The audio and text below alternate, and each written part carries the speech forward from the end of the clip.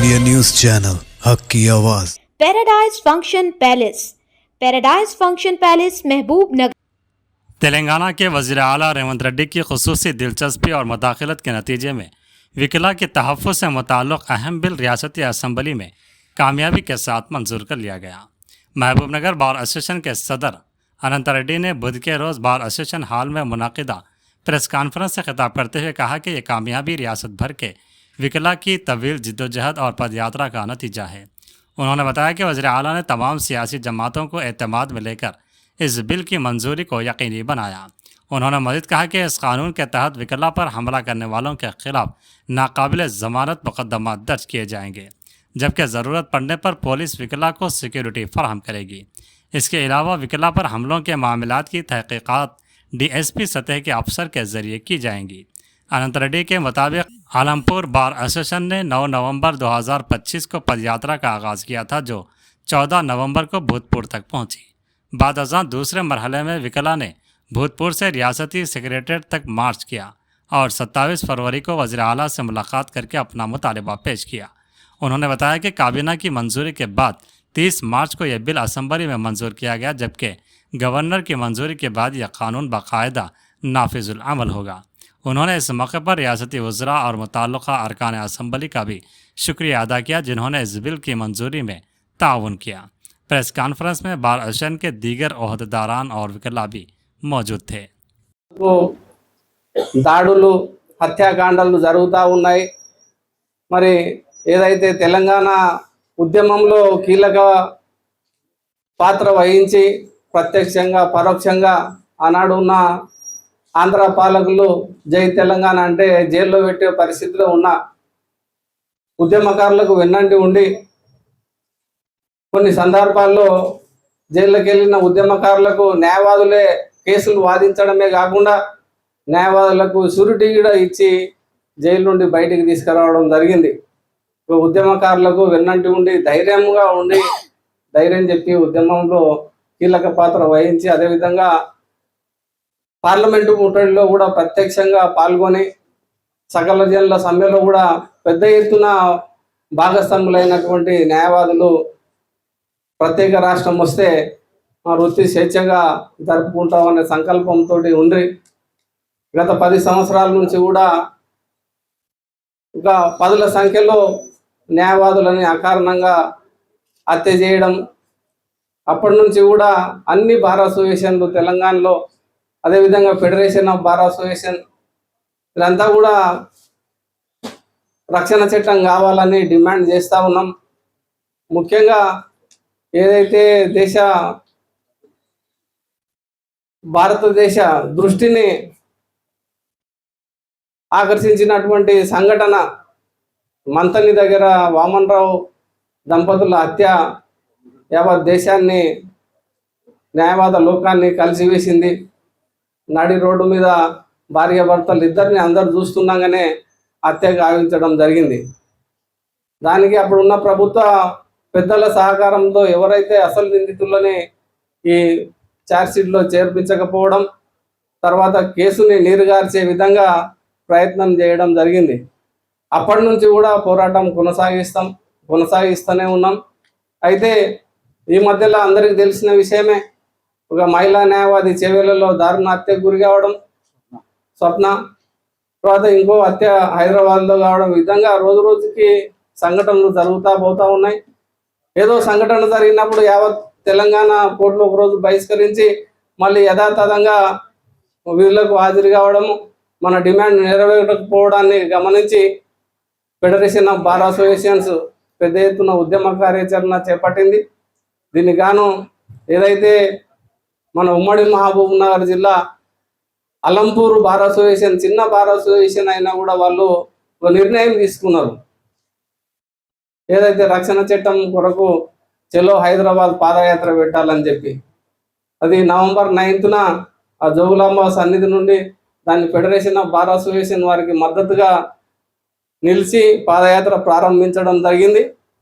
ఈ పాదయాత్ర రోజు రోజుకు హైదరాబాదు దగ్గర పడుతున్న కొద్దికి ఉధృతం కావడం, అప్పుడున్న పరిస్థితిలో కొత్తకోట వరకు పాదయాత్ర వచ్చిన సందర్భంగా మన మా తోటి న్యాయవాది దేవరకద్ర శాసనసభ్యులు గౌరవనీయులు జి మధుసూదన్ రెడ్డి గారు కొత్తకోటలో మా సభలో వచ్చి మాట్లాడడం జరిగింది. ఏదైతే మీ రక్షణ చట్టం కొరకు పాదయాత్ర స్టార్ట్ చేసిండ్రో దాన్ని నేను ముఖ్యమంత్రి గారి దగ్గర మాట్లాడి సమస్య పరిష్కరిస్తామని చెప్పి ఆ రోజు ఒక మాట ఇవ్వడం జరిగింది. తర్వాత పాదయాత్ర మళ్ళీ కొత్తకోట నుంచి భూత్పూర్కి వచ్చిన 2 రోజుల తర్వాత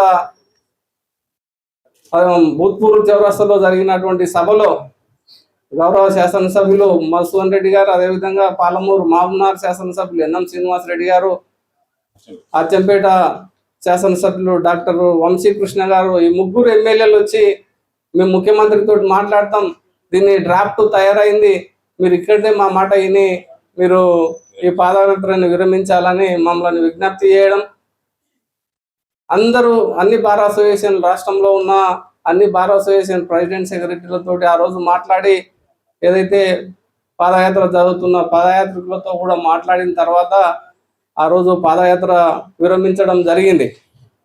కొన్ని కారణాల వల్ల స్థానిక సంస్థల ఎన్నికలు, మున్సిపల్ ఎన్నికలు రావడంలో రాష్ట్ర ప్రభుత్వం కూడా మా డిమాండ్ని కొద్దిగా పక్కన పెట్టడం జరిగింది.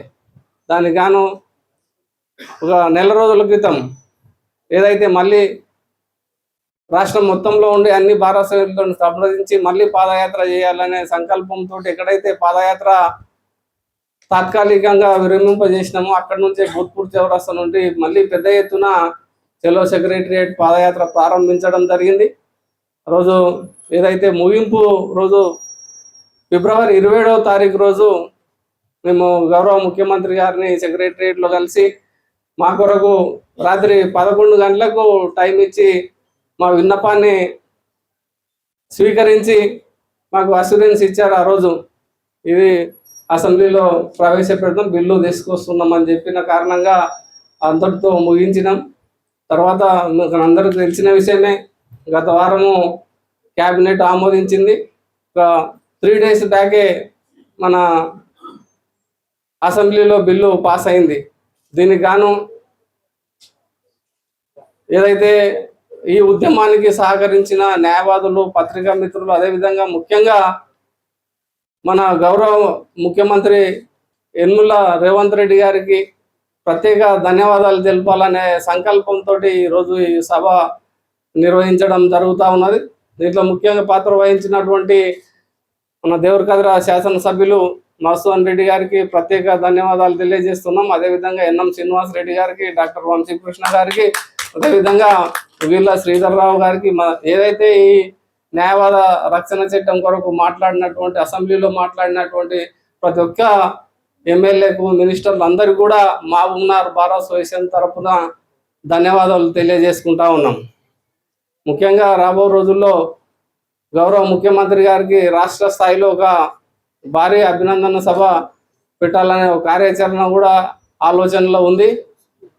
దీంట్లో భాగంగానే ఈరోజు మన మహబూబ్నగర్ బార్ అసోసియేషన్లో ఈ కార్యక్రమం నిర్వహించడం, భవిష్యత్తు కార్యాచరణకు ప్లాన్ చేసుకోవడం జరుగుతూ ఉన్నది. ఈ మాకు రక్షణ చట్టం తెచ్చినందుకు గౌరవ ముఖ్యమంత్రి గారికి మరీ ధన్యవాదాలు తెలియజేసుకుంటూ ఈ సభకు విచ్చేసిన పత్రికా మిత్రులకు, అదేవిధంగా న్యాయవాదులకు, తోటి మిత్రులందరికీ కూడా ధన్యవాదాలు తెలియజేస్తా ఉన్నాం. ఎక్కడైతే దాడులు న్యాయవాదుల మీద కానీ న్యాయవాద కుటుంబ సభ్యుల మీద కూడా దాడులు జరిగితే నాన్ బెయిలబుల్ అఫెన్స్ కింద కేసు బుక్ చేయాలని ఉంది. అదేవిధంగా నష్టపరిహారం ఇచ్చే విధంగా దీనిలో రూపొందించడం జరిగింది. అదేవిధంగా ఫస్ట్ టైము అఫెన్స్ చేసినందుకు 1 year లోపు శిక్ష, దాని తర్వాత ఇంకో అఫెన్స్ అదే సైమల్టేనియస్గా జరిగితే 2 ఏళ్ళు శిక్ష విధించే విధంగా ఈ చట్టంలో రూపొందించడం జరిగింది. అనుకోకుండా ఏదైనా న్యాయవాది మీద కేసు పెట్టాల్సి వస్తే మేజిస్ట్రేటు పర్మిషన్ తీసుకొని, డైరెక్ట్ పోలీసు వాళ్ళే కాకుండా జ్యుడిషియల్ ఫస్ట్ క్లాస్ మేజిస్ట్రేట్ గారితో పర్మిషన్ తీసుకొని కేసు చేయాల్సి ఉంటుంది. దాని మీద డిఎస్పీ ఇన్వెస్టిగేషన్ అథారిటీ ఉంటుంది దీంట్లో. ఇంకోటి ఏదైనా న్యాయవాది సంశయం వచ్చింది, నాకు రక్షణ కావాలని అంటే గన్ లైసెన్స్ కూడా మేజిస్ట్రేట్ రికమెండ్ ద్వారా జిల్లా ఎస్పీ గారికి రికమెండ్ చేయడం జరుగుతూ ఉన్నది. ఇటువంటి అంశాల్లో ఇటువంటి సంఘటన అక్కడక్కడ జరుగుతూ ఉన్నది వాస్తవమే. న్యాయవాదుల అంటే సంఘాల తరఫున మేము అందరికి కూడా విజ్ఞప్తి చేస్తూ ఉన్నాం. కోర్టుకు ఎవరైతే కేసులో వచ్చే కక్షిదారులకే న్యాయం కొరకు పోరాడాలి. మనం ఫిజికల్గా పోయి ఏదో ఇక్కడ పంచాయతీ జరుగుతుంటే అక్కడ పోయి ఇన్వాల్వ్ కాకుండా ఉండాలని చెప్పి కూడా మేము federation of bar associations, Mahabubnagar bar association తరఫున కూడా యావత్ తెలంగాణలో ఉన్న న్యాయవాదులందరూ కూడా విజ్ఞప్తి చేస్తూ ఉన్నాం.